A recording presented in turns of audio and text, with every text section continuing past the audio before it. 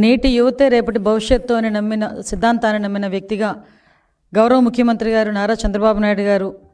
అదేవిధంగా నారా చంద్రబాబు నాయుడు గారు ముఖ్యమంత్రి గారు అడుగుజాడల్లో ఈరోజు ముందుకెళ్తూ యువత భవిష్యత్తు మీద ప్రత్యేకమైన దృష్టి పెట్టి యువతకి భరోసా కల్పించాలి, యువతకి భరోసా కల్పిస్తేనే రేపు భవిష్యత్తు ఉంది అని నమ్మిన వ్యక్తిగా గౌరవ విద్యాశాఖ మంత్రి నారా లోకేష్ గారు ఈ ఎన్డీఏ కూటమిలో పనిచేస్తున్న తీరు మనందరికీ కూడా తెలుసు.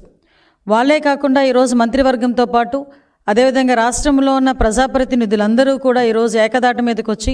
విద్యార్థుల భవిష్యత్తును ఏదైతే డ్రగ్స్ గంజాయి నాశనం చేస్తున్నాయో అటువంటి గంజా డ్రగ్స్ని సమూలంగా నాశనం చేయాలి, ఎట్టి పరిస్థితుల్లోనే ఆంధ్రప్రదేశ్ భవిష్యత్తు ఈ యువతరం మీదే ఉంది, యువతరాన్ని రక్షించుకుంటేనే రేపు భవిష్యత్తుని రక్షించుకోగలుగుతామని పూర్తిగా నమ్మిన వ్యక్తులుగా ఈ సంవత్సరంన్నర నుంచి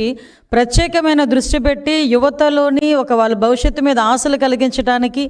ఎంతోమంది తల్లిదండ్రులు వాళ్ళ బిడ్డలను చదివించుకొని, అంటే ఒక పూట తిని ఒక పూట తినక చదివించుకొని పిల్లల భవిష్యత్తు బాగుంటుంది అని నమ్మిన తల్లిదండ్రులకు ఒక భరోసా కల్పించడానికి, ఒక ధైర్యం కల్పించడానికి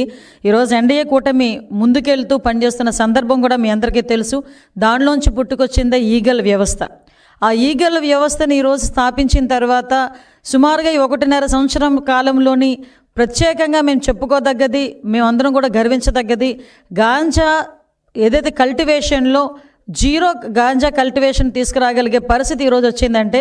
ఈరోజు ప్రజలు, అదేవిధంగా ఈగల్ సంస్థ, అదేవిధంగా ఈరోజు గౌరవ ముఖ్యమంత్రి గారు డైరెక్షన్ అన్నీ కూడా ప్రాపర్ వేలో పనిచేసి డ్రగ్స్ వద్దు బ్రో అనే నినాదాన్ని స్కూల్ స్థాయిలోకి కూడా తీసుకెళ్ళగలుగుతున్నామంటే ఇది మా పనితనానికి ఒక నిదర్శనం కింద భావించవచ్చు.